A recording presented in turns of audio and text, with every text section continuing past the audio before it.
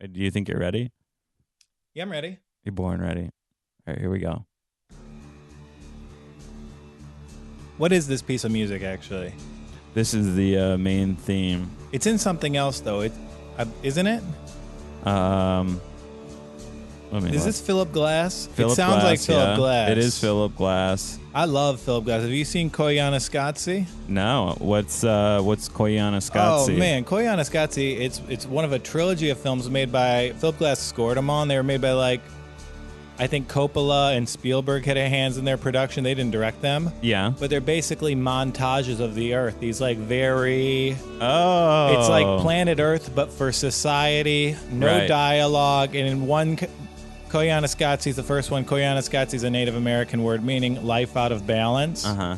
And it is like one of the most beautiful acid-trippy movies you will ever see. Right. My interpretation of it was that it is the world from the perspective of aliens, and they see airplanes as our gods. Sure. If you didn't understand how life was wired, and Because you prices came are so expensive, right? oh, come on! I actually got a great deal yesterday. I'm doing a multi-city flight from New York to Detroit to L.A. for $300. Get out of town. Where'd you find that deal? Spirit Airways, unfortunately. I press you up into the advertisement. And my mom's paying for it too, because she wants me to come home and spend Yeah. her birthday with her and my sister, and That's we're sweet. all gonna do mushrooms together. Okay. That's new age sweet. I love it. Yeah, man. 2 drug references. 30 seconds in. Here we are. I have not been living well. I've been busy, Maddie. Yeah? Okay. Do you want to say hello to the listener first? Hello, listeners on iTunes. Hello, listeners on Spotify, Libsyn, YouTube, Instagram, and other platforms. This is the 20-year-old movie podcast. I am your host, Joel Walkowski, the Motor City Motor Mouth, Sweet Baby J, the Detroit Lions of Roast Battle. Joining me, as always, is my co-host, the podcast producer extraordinaire, Over on Maddie, the ones Matt and Anderson. twos. Say Yes. hello. Hey, everybody. I'm here. Will you do a little pro wrestling intro for me today?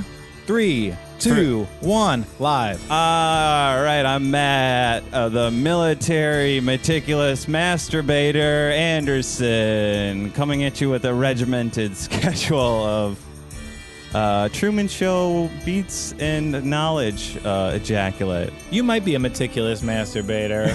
Yeah, I mean, I have a schedule. I don't mean to be uncouth. Go Last ahead. night, I watched this movie. Yeah. I jerked off before and after it. Did you use Jim Carrey and his career as your inspiration, or was it more of our 2 hot actresses? No, I just watched some nasty porno because I needed some release.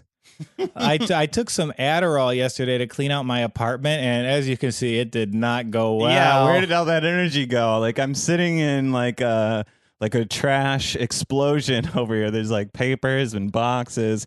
Tilly's over here licking I think that's a rug or a bear. Yeah, I don't know. Life is a mess. I'm moving in with my girlfriend next week. I've had shows. I've had apartment showings. I've had writing packets due. Yeah. So my life is in chaos. Right. I also messed up my knee again, so I can't move at all. God damn it, dude. Yeah. That is. How did you do it? Playing basketball. Joel. It was so sad. Joel. So we play at this court in Putnam and Knickerbocker in Bushwick, New York. Okay. Basketball is my love. It's my life. Mm-hmm. And really the thing I like about it isn't just the sport itself. I like the person I am when I play. Which is I'm full of energy. I'm confident. I am kind to my others, but I'm also pretty funny. I'm a good trash talker. I like what the game brings out of me. And Okay. I've been rehabbing since September, man. I got it ready. I was feeling good. I've been playing 1-on-2 and just destroying people. My shot is correct, and I played one warm-up game for 5-on-5 on Saturday. Yeah. To get ready for this tournament on Sunday. And even in that one game, you hear a guy like Derrick Rose playing bone to bone, and you don't think about it. yeah. And I'm playing a little bit of bone to bone, 30% on one knee. And I got to tell you, after one game of 5-on-5, one of the most painful experiences of my life. Oh gosh. And of course, the next day we're playing in this tournament that was It's put on by a church to ostensibly stop people from joining gangs, but I'm pretty sure it was put on by a gang. Okay. Like I was on our team, the comedian team. I coached the first game. I drank a coffee. Can I ask you why you think it was put on by a gang with a church cover? Because those guys sell drugs at those basketball courts. Okay, so it's their turf. Yeah. And, it was just happening to be at a church. Gotcha. Well. And so our star player left in between the first and second games, and I was brought in, and I was far too hurt to play. But I got through a half. We were down. Calls were consistently going against us. And at halftime, the ref said, "We'll make it up to you in the next game." And in the next half, rather. And as soon as that second half started, we don't have any momentum. We fall down a few more points, and then 2 egregious calls go against us. And I'm too hurt to be in the game, so I start giving the ref some lip service. Sure. And he's saying, "No, it's a fine call." So I took the ball, and I punted it over the fence. And I proceeded to... And everyone else saw me berating this ref, but I was really yelling at him, "Your calls are terrible, but to be honest, I'm too hurt to be in this game, and I'm too prideful to go out on myself, so I need you to kick me out of here." So he ejected me. All the guys from the course were dying. Like, they all know me over there. They call me quarterback as like a nickname. So it was like fun. That's great. It was all in good fun. And then the guy missed the technical free throw, so I got to spout out with some ball don't lies. No. My only regret is I was wearing my Draymond Green jersey underneath my game jersey, and I didn't tear off the game jersey to reveal Draymond Green. That would have been sick. Like, I wear my Draymond Green jersey, and people hate it. What a missed opportunity. Because my rule is I only wear jerseys of players I can do justice to on the game. Right. So right now, I'm just going to be wearing my Bill Walton jersey exclusively. Now, that was just, you just got ejected from the game. If an NBA player punted a basketball, that would be like multiple fines and like a game suspension. 2-game suspension, yeah. That's awesome. It was the only way I was going to have, I know my physical condition. That was the only way I was going to have a memorable moment on that court. And it is kind of, I think it's a little bit poetic, know? Mm-hmm. The old dying bull just reaching down for one last memorable moment. No, you could be a coach one day, Yeah, well, I will be a coach someday. Good. I'm already going to look into it. I got to get my life together. I'm going to quit stand up and get a double master's and have a beautiful family. Nice. Yeah. Train those children, and make sure that they're NBA elites. You're going to be like a Ball in the family. Yeah, a little bit. I think like with Gabby, like, I think baseball kind of runs through her family, so I think baseball could be the move. I think our kids are kind of built to be football players, actually. But, I mean, you look at Aaron Judge, you look at these new baseball players that are like fucking ogres. Yeah, and baseball is like the best quality of life. Yeah. Well, basketball delivers a high bang for your buck. Yeah, but everyone's playing basketball, and the odds of making it are the lowest. And like baseball, there's like so many jobs, there's so many tiers of the game. Nice. So, yeah, maybe that's the way to go. It really just like there's this basketball anecdote, and that's not even the most poetic thing that's happened to me. Like just this morning, so I was up, so you know me, I was up till 3 a.m. furiously masturbating and watching the Truman Show. Jinx, yeah. And before that, I had to do 2 podcasts, clean out my apartment, go on a drug-fueled full bender. schedule, yeah. And of course, this morning, Gabby wakes me up and she's like, "Let's go get a breakfast." And we get a cute little breakfast, and so we have a nice time. Okay. And then on the way home from getting breakfast, I see a baby bird on the ground. Oh, okay. Yeah, that's right. You're taking care of a bird. Yeah, it fell out of its nest. I saw some blood on its head, and I didn't see a nest I could reconnect it with. Oh, no. And in that situation, I hit up my zookeeper friend. You are supposed to, like, leave a bird near the nest, but this was on an active construction site and it on a busy street. It would have died. So we found out where to take it, and Gabby just dropped it off to the bird sanctuary, and the bird is safe in an incubator right now. Well, text 1515 for updates on the bird.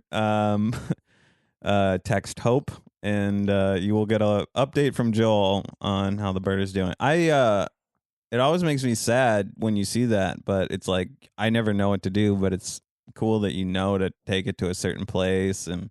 Oh, absolutely. I find animals kind of frequently. Animals are so weird. It's like they find you. Who It is found kind of who? weird. Like growing up, our family name was Cullen. My mom said we're all Cullens. And 3 Christmas days in a row, this dog from 2 blocks over, named Cullen, ran away and came over to our house. This dog It never knew. this dog never ran to our house on any other day, but on Christmas morning, Cullen would come a calling. I do feel it. Okay, so we're talking about the Truman Show. Yeah. This We're getting away from it a little bit, but okay, no, but I do think like I related to this movie just because like I don't know that if I have the best life or a bad life or it's just my life. That's all I know. But I do feel like the storytelling in my life is very good. so it's almost like a movie. It's like this a little bit. Yeah, like I feel like there is a Kristoff controlling the strings at me a little bit, Uh-huh. and not even in a bad way. It's just like the storytelling seems compelling. Sure. Like when I had my like Gabby, for example. Yeah. Example, like I had a horrible breakup. I got dumped at work 2 days before my wedding, the day the invites went out to the wedding. Right. I had tickets to a wrestling show. I didn't tell anyone. I just sat through the wrestling show. The next day, I went to a Brooklyn Nets game. I won a trip to Barbados. And on the screen, they showed me, and they're like, Joel, you're going to Barbados. How do you feel? And I said, confused and kind of alone. And then the next day, I get this message on Facebook from this girl who read an article I wrote in her college class. And we were just friends. We were just talking, but her boyfriend at the time, he passed away. And it was alcohol related. So I don't drink. Yeah. She found a piece of my writing. And, it's just like. It was like this weird connection. It was this weird, like the way it went together was like so heavy handed and forced. And now that girl and I are inseparable. It feels like storytelling. You have your Christ in the sky. Yeah. And I think the Truman Show is a great movie. Like, yeah. I only remember watching this as a boy, and when I heard it brought up as an adult, I would think like, oh, this is a stupid person's favorite movie. I mean, it's cheesy, but it's good. You know what I mean? Like the heart of the movie is good. There's certain parts that are a little dated. It's like focusing on some of the advertisement stuff. It's like, less.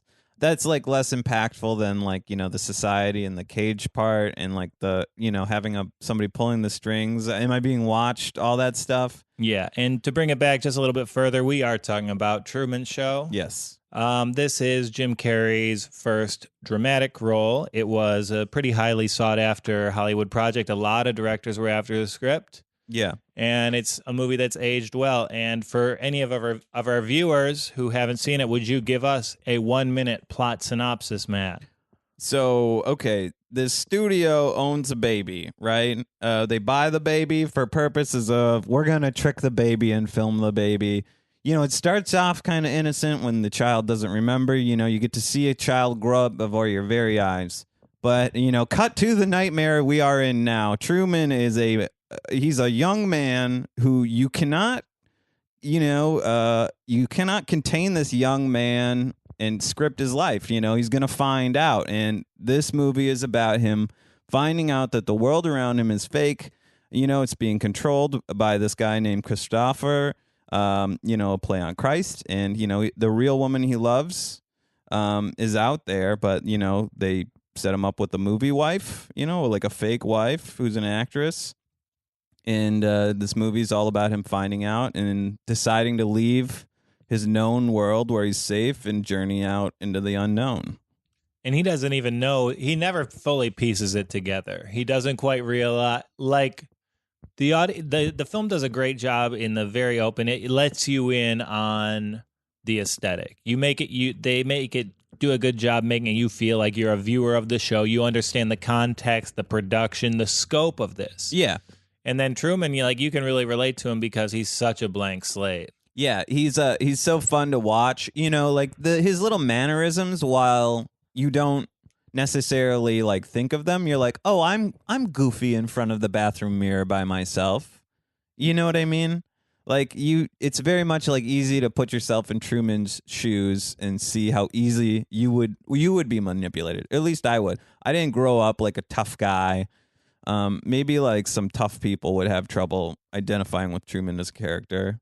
You know, they're like, I would just fucking bully my way to Fiji. You know, like I would buy tickets. I'm not afraid of nothing. I'm not afraid of no water. But you know, it's really easy to identify with him as a character here. I really saw a lot of you in Truman, actually. Really? Yeah, absolutely. Yeah. Which part? What would you say? Just because I'm a nice boy? Well, you're nice. You're chipper. Mm-hmm.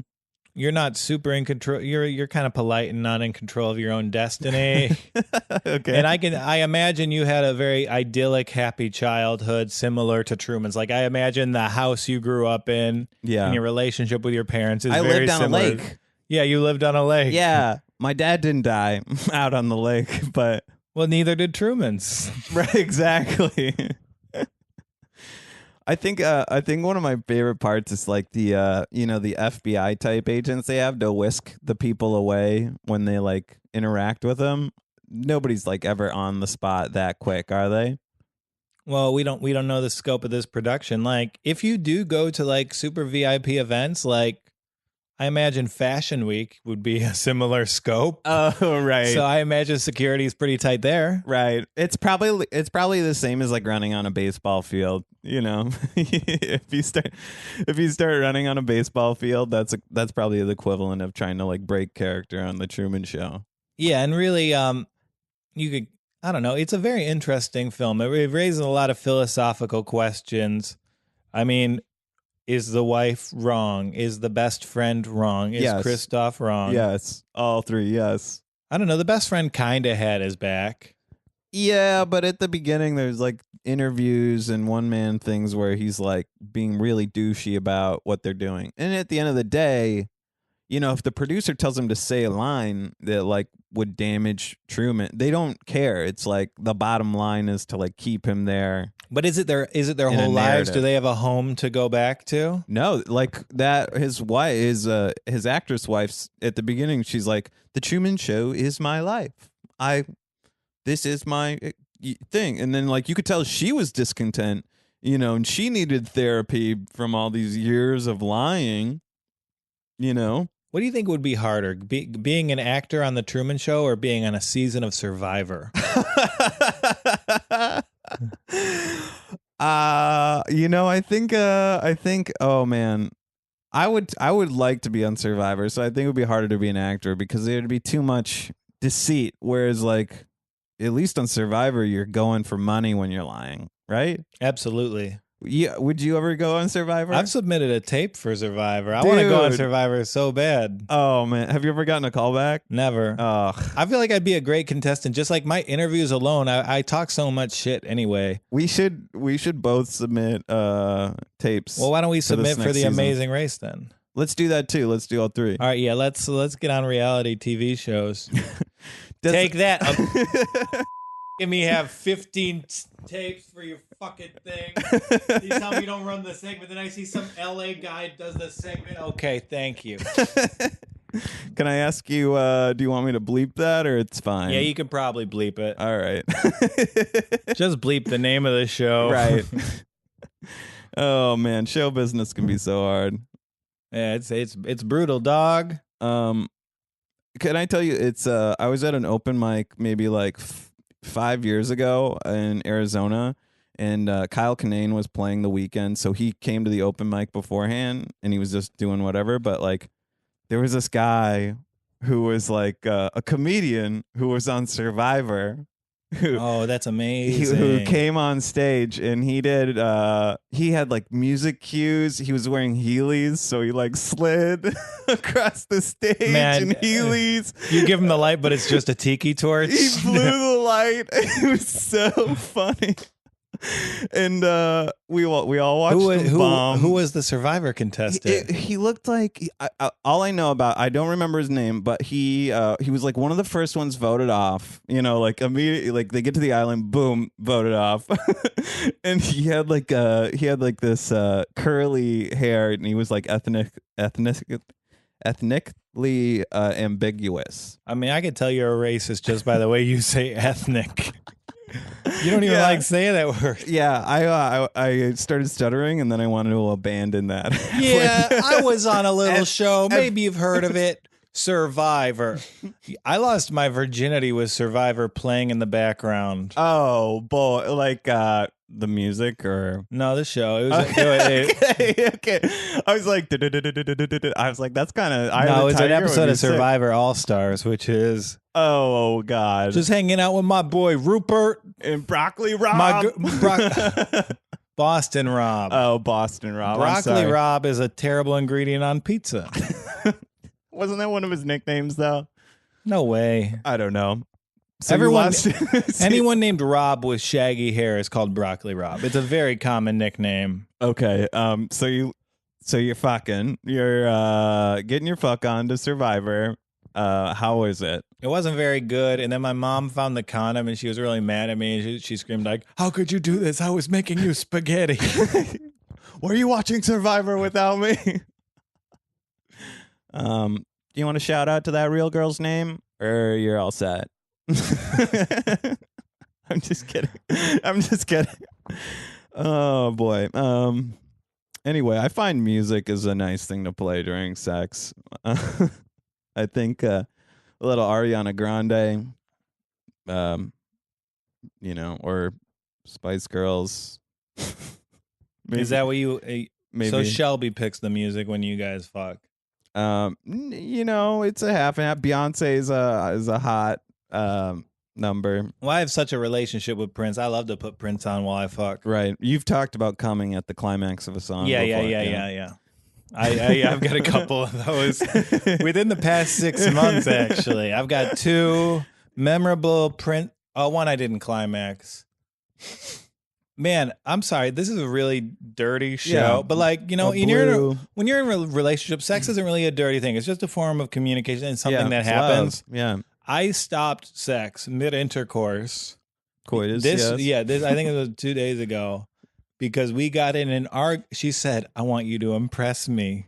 So I started naming state capitals. That is funny. And then we got in an argument, not a real argument, just a cute debate over whether or not I knew the capital of South Dakota. Bismarck. No, that's North Dakota, my man. Bismarck, North Dakota. I'm picturing us having sex during this debate right now. Yeah, you should. Who can I be? I'm the top. bottom? Yeah. Okay, good. I would if I was gay. I'd definitely be a bottom. Okay, good. Just because it would be such a nice because I have to be so alpha all the time. I need a break. Sure, we all just want to just make me feel beautiful and let me serve you. Yeah, I know. I got you. And I would like to be told how beautiful I am. What? I'm more impressed with your brain, Joel. What's the capital of South Dakota? Pierre. That seems almost fake, but that's true. Yeah. Wow. Well, in her position was no way. Yeah. Well, usually when I'm saying Pierre during sex, I'm sleeping with someone named Pierre. Sure. Oh. Boy, that was the worst. But I'm glad to hear that you guys are loving each other. Well, this podcast certainly is about the Truman Show. Yeah. Well, I feel like I do relate to Truman. Not only does my life have good storylines, I've also had sex on camera. So yeah, but you don't get to even see nothing. There is like a big relationship between this movie. Like a lot of schizophrenics have the delusion that they're in this show, that they're experiencing this, and it's very narcissistic view. Yeah, but even like the number of documented cases, and I think that's just a relationship to how effective the filmmaking is. Yeah, they did a pretty good job. Like usually you will say like there's not much in terms of like there isn't much outward style. It looks very 50s. It looks very commercial, and that's by design. Like using the lo-fi with the fisheye lenses, and then just this crisp kind of 50s designed landscape really works well. Well, and you know what else is cool about this for me is like the interior, like that Taurus is like very, that's of the time. That's like that's like the Ford Taurus, and like we drove that, and all those cars are from the 90s. And well, every car's a Ford in like slight product placement. Oh my God. Did you notice that? Double truth. Truman's Show. Great on you. And it is like, it's amazing because this is such a big idea. And like, if you compare this to a movie like Inception, which is a similar idea and scale, Inception is so big, so weighty, and it runs about what? 3 hours. Fucking half your life. They get this movie has an hour and 40-minute runtime, and they establish the world within 10 minutes. They do such a good job of explaining everything so fast. We get to see my boy Harvey from Suits comes and gives Truman an assignment to get some fresh air. We understand that Truman's a pushover, in that moment. We also understand he has a fear of leaving the community. He wants to. You can tell he wants to travel to Fiji. You don't know why yet, but he wants to leave. But then he gets scared at the ferry, So I think they did a wonderful job setting it up real fast. Yeah, and Fiji, that's just an excellent example of plant and payoff. Like, for it to be like, Fiji's kind of the go-to, like, made-up country at the time. Uh-huh. Like, it was just kind of entering, like, the zeitgeist in terms of an idea. Yeah, maybe The Simpsons did it around the same time, and then everyone's like, "Oh, Fiji." Well, I think Vijay Singh was like around this time, like the first, like a very prevalent American celebrity from Fiji. Okay, and it became to be known that you could rent an island in Fiji for pretty cheap. Is that still today? Yeah, you can rent an island in Fiji. Like you can get 30 people for $12,000 for a month. That'd be a fun little thing to do. Absolutely. Wow. Well, once we get some money, let's pencil in what's a nice month out there? August? No, February. Okay. Yeah, because it gets too hot right now. Yeah, maybe they'll prorate us for 28 days. All right. And then I know you're from Arizona. You want to skip Black History Month anyway. Yeah. Thank you for thinking about me. Yeah. I chose to be born there because they don't recognize Martin Luther King Day. Matt. Jeez Louise, you ding dang racist Magoob. Fuck. So and yeah, I think Truman kind of reminded me because there's an innocence about both of you guys. I would agree with that. I mean, I like to identify with Truman, but like part of me feels like his character a little bit. I guess like I feel like I want to differentiate between. I feel like Truman. I don't feel like Jim Carrey, and sometimes it's hard for me to separate the two because Jim Carrey is so big to me. Yeah, but he wasn't so big. And I guess, can I just encapsulate the Truman comparison? Sure. You're both likable everymen with childlike qualities. And priests want to fuck us. More women tell you what to do. I'll agree with that. Yeah, that's pretty spot on. I'm only happy unless when a woman is mad at me. And Truman, like he's an underrated dresser too. Like I thought his clothes were consistently fly. Oh yeah, but like that's a woman dressing him for sure. He's not. That doesn't seem like it's part of his character. It seems like part of like maybe his wife was dressing him, and then the production was making those choices for the wife, Yeah, absolutely. And it is kind of like their idea. This is when people are saying "Make America Great Again," they're envisioning the utopias like the Truman Show or Pleasantville, and these places never existed. And can I ask you, what would happen? Say if Truman developed a drinking problem or an eating problem, he started getting fat. He didn't test well. The numbers started dropping because Truman's like sad and he's like eating chocolate bars and he's depressed because he can't leave the city. Starts getting fat. Do you like introduce him to like Pilates? Absolutely. Every aspect of his life is controlled. Because I don't think this is an inherently evil idea. And like, you know what? If the dude is going to Fiji, you have this like huge studio built. Let him go to Fiji. You can't do a fucking location shoot. Let's do a location. That's smart. And he's going to go to some place without electricity where islands where no man has ever been. So there's not going to be people recognizing him. That would be so smart. You can't charter a plane with actors. You can build a dome the size of Missouri. Totally. But you can't arrange a dang location shoot. And you don't even need to fly to Fiji. You could fly around in circles and then go to your You could rent an island in Fiji for 30, but you could go to real Fiji if you wanted. But you could go to a similar location if it was convenient. Yeah, absolutely. And I don't understand why the production team didn't do that. Yeah.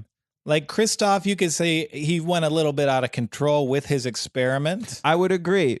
Vacations would even build in these like times for all these actors to go home and see their families.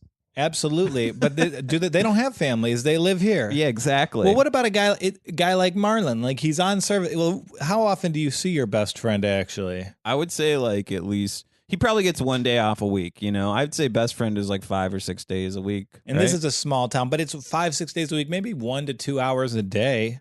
Yeah. Yeah, definitely. They're golfing. They're looking at sunsets and shit together. Yeah, and he's his only friend. Right. So why didn't they give him more than one friend? That would be smart. That would have been smart. Yeah. I think maybe that I'd just do with storytelling. But like it would be very smart to give him more than one friend. Well, I can't like praise the runtime and be like, how come he didn't have any other friends? Yeah, how come there wasn't more? They should have gone on location, and if I recall, the island didn't have a bowling alley. Yeah, totally. Do you think? And like Christoph, like this is like ethically wrong what he does, but if he were to pull this off, this would be probably the greatest achievement in human history. I mean, yeah. If you like, who would you say your best friend is, Jake? It depends on who I see the most. Making friends has always been easy for me, so it's a blessing. Oh, yeah. Okay, but would you? I mean, like, let's say your best friend. Think of whoever that person is in your head. Do you think that person could do what Marlon does in this movie to you? No. That's what I'm saying. That's what doesn't make sense to me. How much are they paying these guys, and when did they use their money? Yeah, but these people have been like above him their whole life. I'm a transient. That's the key. When you stay in your relation, and when in a place your whole life, those relationships that you have so much more power over you. Yeah, like when you leave, they're lifelong friends. When you leave your hometown, a lot of people they say, "Oh, I want to achieve this field," but what you really achieve when you leave your hometown is a freedom of thought. So, like, when you go, like, I moved 3,000 miles away when I was 18. My sister moved to Europe when she was 16. I did the military. I went all over the country. I was in Japan for 2 years. Yeah. I left where I was from, too. Yeah, you need to leave your home to get different ideas. So, if you haven't left your home, your best friend and your high school sweetheart are going to hold sway over you. Yeah. Especially when they've been designed to hold sway over you their entire life. Yeah, they're feeding your phobia of being afraid of the water. And also, being afraid to leave. And I thought it was a good job. Like, I thought the wife character was really well because a lot of times, like, women control men by, like, pushing their buttons for politeness. So you see... Or pussy. I mean, not even that. Because you see, like, Truman doesn't want to be rude to this cheerleader. Right. He doesn't want to be rude at the dance. He's following social cues, so he can't follow his heart. Yeah. And that is for... What's her name? I don't know her name. Was that Diane Lane? Is that my guess? Claire. I think it's Claire something. But I will say, like, the casting with the women was really wonderful. Yeah, they did a great job. Yeah, and I thought it was very interesting. Like, who played his wife? I'm looking up the cast right now. Because she had the layer on the surface, but you could see the actress come out of her. So there were just so many layers to it. Yeah, and I read a little bit up on it. She did a lot of her research. She looked at 1950s Sears catalogs. Wow, and that's where she got her mannerisms, her dress from. So his wife was played by Laura Linney. Oh, right, that is Laura Linney. And then Lauren, the other girl, is Natasha McElroy. McElroy. There's no R in there. And I don't know that I really know any of her other roles, but like in terms of just having an extremely striking and memorable face, right? Like she had a British accent, so it was like very, very memorable. It's like, you're not from around here. It's Australian. Well, let's let that one sink in for a second, and we'll be back in just a moment.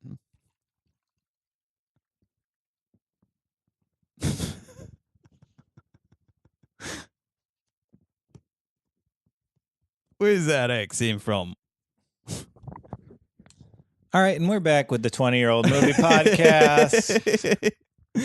Now new and improved with 100% no accents. Hey, welcome back, folks. Just need to tune up the show there for a second. Have a quick off the books talk.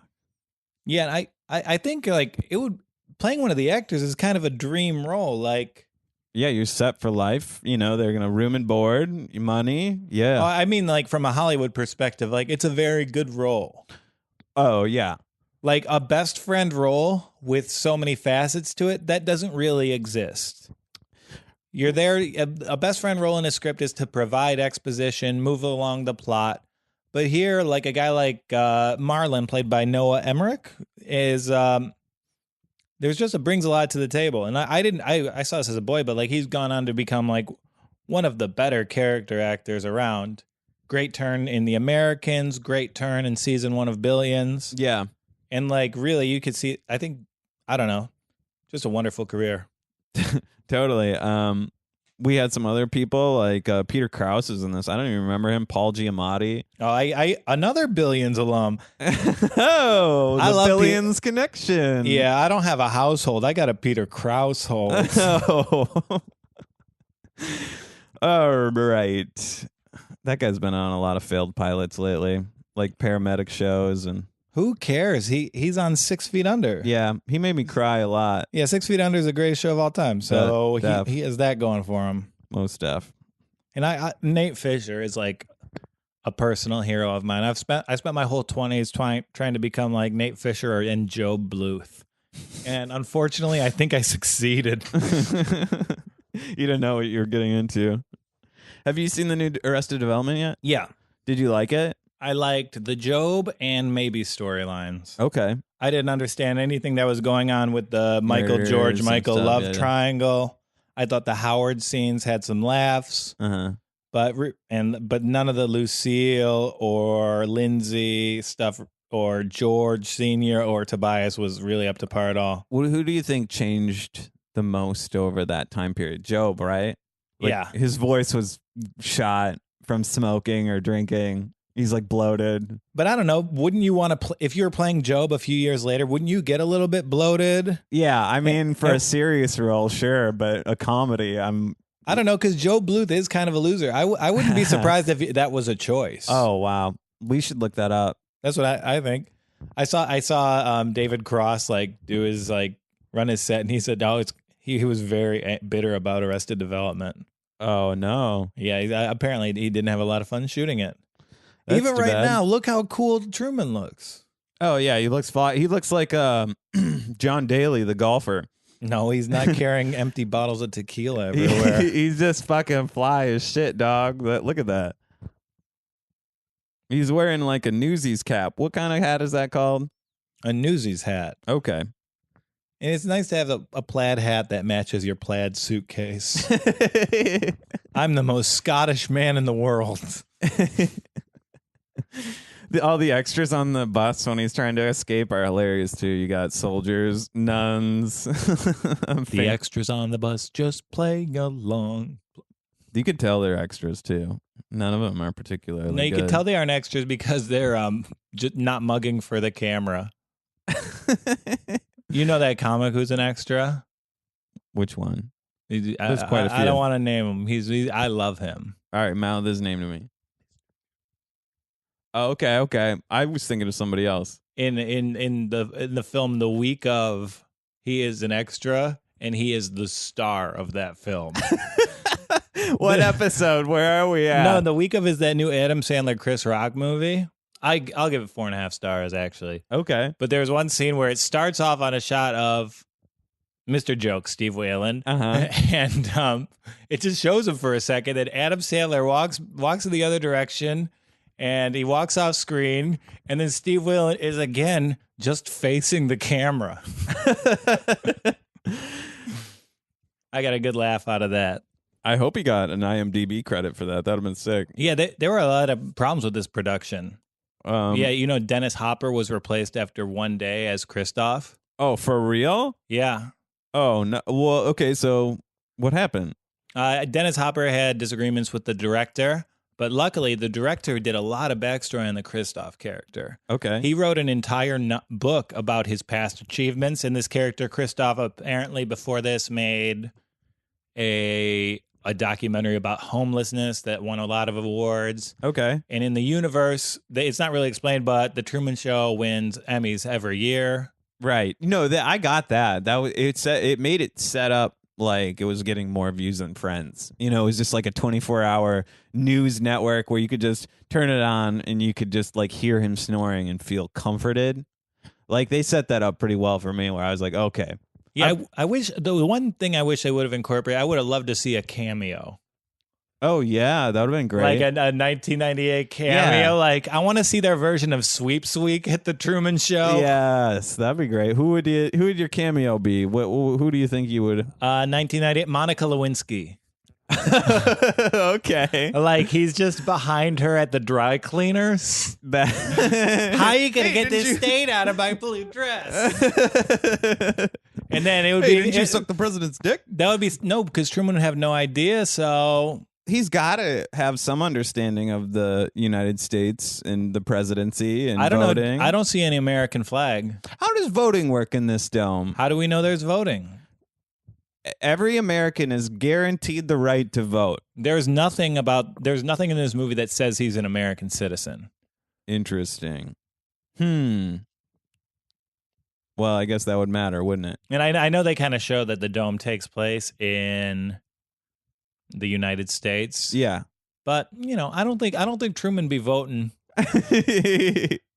He's in some weird like legal loophole. Like I guess if they own him, maybe that's Yeah, maybe if he gets like politically inclined, he'll start doing it. right. And why didn't Truman have any hobbies? Yeah, it was kind of boring, wasn't he? Yeah, that's another thing you guys had in common. He gardened. Oh, nice. Fuck you.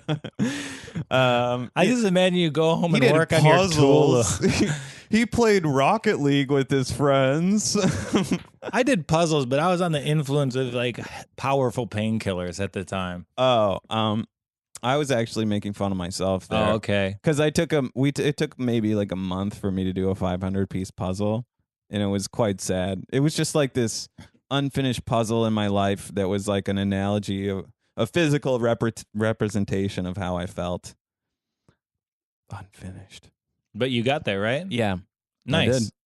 I pushed through, you know? And I gotta say, I love the Kristoff character. They were like, you didn't like him, but you could see his love for Truman in there. Yeah. And like, I thought Ed Harris really brought a lot of tenderness. And like, that's a credit to the director for stepping up and giving him like this entire book of backstory. Gabby Garcia is walking in. Give a hand for her.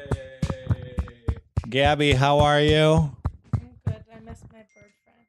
Yeah, Gabby just dropped off the bird at a bird rescue in the up. Only bird rescue in New York City. Jeez. Well, we're all. Lucky. What's the name of the bird rescue? The Wild Bird Fund. They were awesome. I walked in and there was like birds in the windows, and then I walked in and there was like geese following this one guy into the back. That's good. The National Bird, what is it again? The Wild Bird Fund. The Wild Bird Fund. Go give them money. Yeah. Yeah, give your money to the Wild Bird Fund. They're really sweet. I like them. Yeah. And he looked like they like wrapped it out of my hands and rushed him back. I think he'll be okay. Okay. The bird is alive. Cute little bird. What if we got the bird, then we set up like a Truman Show type situation for it? We're going to assign this bird a wife. Yeah. Yeah, bird, you're married to this carrot. Yeah. What are we trying to are we trying to sell like stamps.com ads for this bird? Oh, sorry. Matt wants to do a skit. Seamless, baby. I'm going to set you up for it. All right, go ahead. I was going to. So it's weird. Like we're the 20-year-old movie podcast, and I can't help but imagine what would it be like if Truman was there today. 100%. Yeah, the ads would have been much different than they were in 1998. Yeah, I can't think of any ads. Can you? Maybe like stamps.com, you know, for all of Truman's shipping needs for Christmas cards and Thanksgiving peanut brittles. Yeah, he could mail himself to Fiji. Yeah, he could definitely do that. We also got Fleshlight, you know, for all the sad people that don't get to see them have sex. you don't get to see nothing. You don't get to. You just see curtains. Right. And I imagine they do the same thing when he masturbates. I don't know. Do they romanticize it less? They If pan away to like a toilet. If this took place today, you could pay extra in order to see him fuck and masturbate. Oh, I mean, And I think that should be included. Yeah, would you always want to upgrade your payment plans? I just upgraded my Hulu plan. Right there. He's fighting with his wife. Hulu. Truman's wife wouldn't treat him this way, woman. I upgraded. Was it like a 2 a.m. email? Yeah. Hell yeah. Upgrading the Hulu in the Man, wee it's hours of the $5 more morning. a month. I'm trying to watch Handmaid's Tale. I'm not buying Acura. I fucking love it. Our Patreon on the sit down is connected. So Mike's he paid for a premium Snapchat that was $15 a month. 3 a.m. email updating me. You guys are like the same person. Mike and I? Yeah. Oh, you got a premium Snapchat? Yeah. It was like it cost $15 a month for this premium Snapchat for a slumber party where they're like these girls in like slumber party outfits. And he's like, I need this content now. And I just wake up to this email like, what the fuck, Mike? Who's on Snapchat anymore? So I don't know. Nobody's on Snapchat. Mike receives paying $15 for a damn dirty Snapchat. I canceled it. So in that way, me and Gabby Matt, are a lot alike and different. So Matt, you don't understand. I like to jerk off. And you're a bitch. I'm the alpha male. I'm going to tell you what to do. Right. All right, Mike. But that is so funny. I love making purchases at 3 a.m. How do you jerk off when it's only 15 seconds? A flashlight. Oh, okay.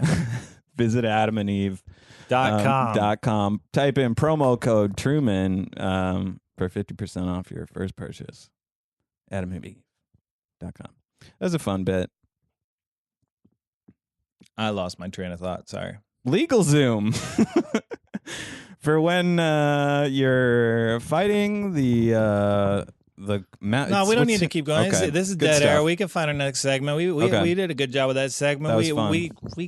We got through the chaos. We did. We're starting to get to wrapping down time. Wrapping up. Wrap it down. Wrap it sideways.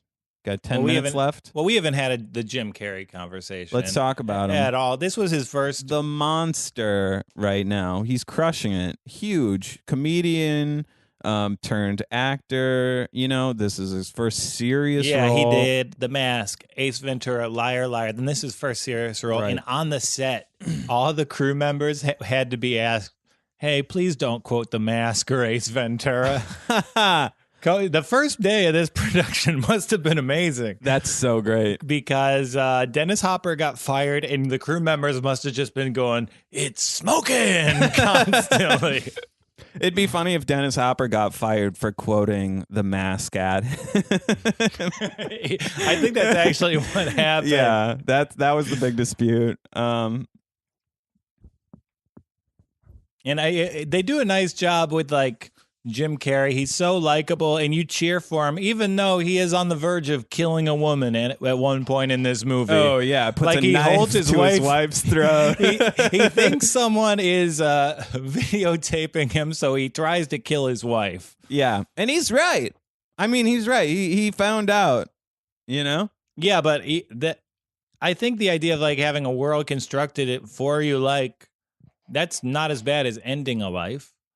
Like, yeah, living under no. some like strange auspice isn't as bad as ceasing to exist. Yeah, 100%. I do want to. You know what? I think Chuck Berry gets a bad rap. Go on, explain what's going on here. I think when he was putting those cameras in the ladies' toilet at his restaurant, he was just doing some Truman Show type situation. I want to broadcast every moment of these women's lives now that I've created rock and roll. Some men put this on at night just to feel comfort when they go to sleep. I have a comedian friend, and his go-to joke is Chuck Berry recording in bathrooms thing. Oh my gosh. And he's always like, when Chuck Berry dies, like, R.I.P. my favorite filmmaker. And he got drunk real night, and he's like, yeah, Chuck Berry's restaurant was actually in my town. We ate there, so I'm pretty sure my mom's on those tapes. No. And also, a confident man who was well before his time. All right. Tried to make a bathroom joke. So Sorry, Jim Carrey, he kind of like, he brought so much humor and heart and life to this role. And like, I can't think of when you think of a great performance, I know this movie wasn't really recognized at the Oscars, even though it was like so obviously a prestige film. Yeah. Like, it's trying to be great right from the first open. It was good. Can you think of another character who could have pulled off this role at the time? Oh, I was telling you off mic beforehand, Julia Roberts would have been an interesting, a female flip if you wanted to make it a protagonist female, who's like likable, who can exist in this world. But I think it's important to make the director a female too, because Christoph. If we're gonna do it, let's do it full blast. So I think her director should be like. We have Julia Roberts attached as the lead, and Chuck Berry attached as director. Yeah. How about like all the Foley artists did the whole production was pour out a goldfish bowl. Jeez. I don't know who the director should be, but maybe like, I would like to see Spike Lee and Will Smith's version of this movie. I was gonna say Will Smith earlier, but he's a good one. Yeah, well, Will Smith's the only guy who's like that likable and like, can go serious and funny the same way. And like Will Smith and Jim Carrey both kind of own the real estate of just like, they can just exist on camera and it's fun to watch. True. Like they're the only two who really hit that gear for me. Yeah, I think Spike as the director is great too. Because there'd be a lot of pretty cool hidden camera spots. Yeah, well, we should remake this movie now just to like get the locations in. Find out what it's like to be black in America. Oh, God. Let's do it. How else can we learn? You're 100% right. I want to see woke Truman Show. I'm down. I think it would be a great reboot. All right, let's start building a dome over Harlem. You're all actors now. Hello. Excuse me, ma'am. I just incorporated. Can I adopt your baby? Oh, boy. You probably get a pretty good Where'd deal. they get the baby from? That's a great question. They do not get into it. Some type of like no kill shelter or... I'm sure he was a rescue, I would hope, but he looks so great. You think anyone does that with their adopted son? This is Liam. He's a rescue.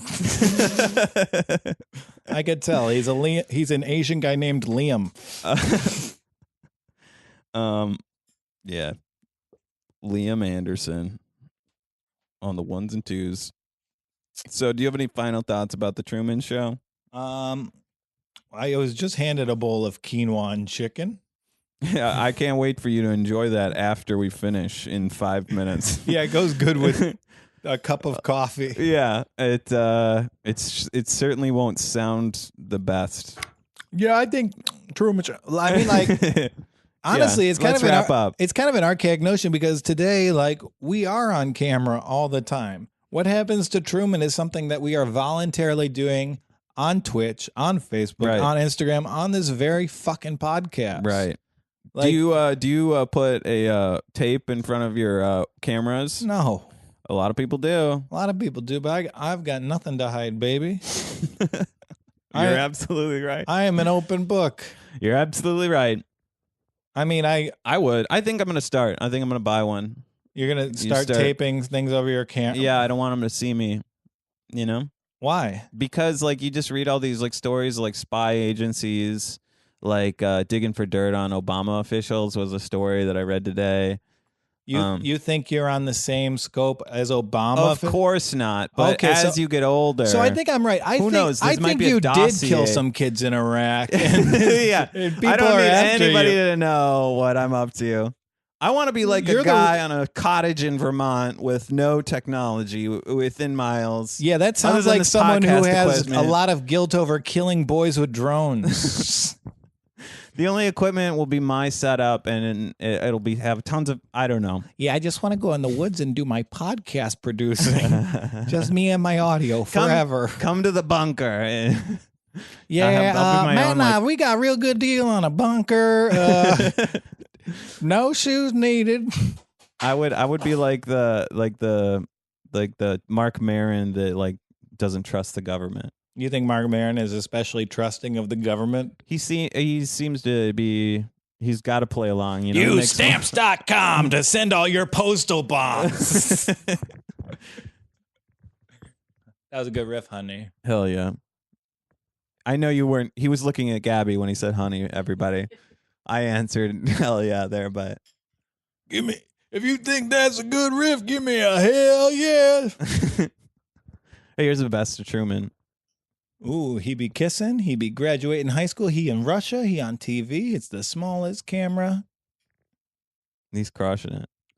I mean, what is there to say about the Truman Show? It's a wonderful leading man go watch performance. it. Did you watch it, everybody? It's go watch it. It's a marvel of directing, production design, and it's a pretty prescient idea of what the world was going to become. Also, it raises a lot of interesting questions. Like, I would recommend reading, there's a book called Movies and Philosophy, and there's an essay about the Truman Show and how it relates to a lot of, like, Movies and philosophy. Philosophical theories, yeah. I'm not smart enough to read philosophy texts, so I read like books like Movies and Philosophy, Basketball and Philosophy. Yeah. It's like, The Matrix is kind of like Socrates. They just relate all the famous shit to like, I don't know, Clerks. What's some other trashy fucking garbage? Clerks, I don't think Clerks is trashy garbage. I'm just saying, like, compared to Socrates, it's trashy garbage. Anyway. When Forrest Gump runs across the country, you truly understand the stoic notion that man's only possession is his character. The freedom of being is its own reward. All right, let's wrap up here. And also, honestly, there's an underrated aspect of this movie. And Christoph's, Ed Harris's performance, as much as Sam Jackson, he helped start the Kangol hat craze. We'll explain what that is. What? I mean, Sam Jackson, he was wearing the backwards Kangol. It became a big look around this time, but I think Christoph really helped put it on the radar. Yeah. Very Steve Jobs-esque, like the think different, like the thumb over the chin Apple type deal. And Steve Jobs, this guy didn't dress like Steve Jobs. Steve Jobs started dressing like Christoph. You're absolutely right. He didn't dress like that at the time. This movie came out and then Steve Jobs like, oh wow, round eyeglasses and black. Sounds good. Yeah, it's too bad Steve Jobs didn't see Truman Show, the sequel, where Christoph does elect to go through chemotherapy. What a goof, Steve Jobs, for not. We should close on you going out with a banger. Do you have anything to plug? Everybody, you can follow me on @Manderson Comedy, or you could follow the podcast at 20-Year-Old Movie. Give a retweet. Talk to us about the show. What do you like? Hey, what up? This is Joel Walkowski. I am at The Walkowski on Twitter. I'm Joel Walkowski on Instagram. I had a roast battle with Dave Cyrus that's going to be live on the Stand website today. Also, I'm doing the final roast battle at the Stand on June 12th versus Patrick Schroeder, the day this comes out. Nice. And I will be at Caroline's on June 19th. Cool. And if you're in Los Angeles... What's June 19th? I'm just doing a show at Caroline's with Jack Comstock and Martin Urbano. Oh, okay. That's the festival, the 1 hour festival. Yeah, it's going to be great. Cool. And then any LA listeners, mark your calendar. I will be battling at the Comedy Store main event on August 14th, I believe. All right. Well, I feel good about that. I hope the listeners enjoyed our insight on the Truman Show and a little bit of basketball. We didn't talk too much basketball. Well, we got your injury update, Yeah. I feel like our listeners know exactly what's going on with your knee, and they're just like, Joel, you got to take it easy. I'm back to the drawing board. Well, I wish you all the luck in the world. All right. Thanks for listening. Bye. Everybody.